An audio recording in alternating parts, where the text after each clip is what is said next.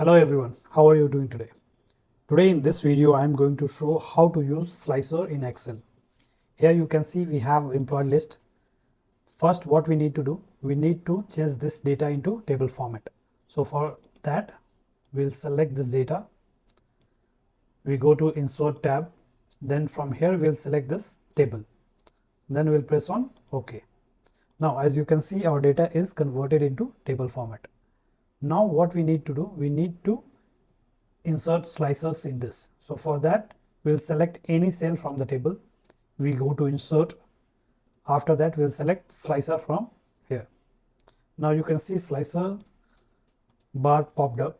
From here we can select the details which we need as a slicer. So we need name, department, salary and the city. After that we'll press on OK. Now as you can see we have got our slicers. So first we are going to arrange this.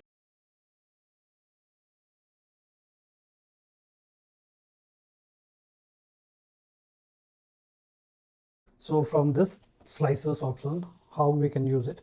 First we can see we have a name slicer, department slicer, salary and the city. Suppose we need to find out the employee details related to their department, salary and the city. So from here name list we are going to select a employee name. As you can see we know now their department, salary and the city. Likewise if we select any other employee name, we got his department, his salary and the city. From here you can see we can remove the filter which we have applied. Once we click, all the filter is been removed. Suppose we need to know the details as per the department. In which department, how many people are working, how much money we are spending on each department. So for that, we'll go to this department slicer and we'll select any option like accounts. Once we click on this option, we can see there are two people who are working under accounts department and their salary is like 25 and 42,000 and they are representing the city Noida and Pune.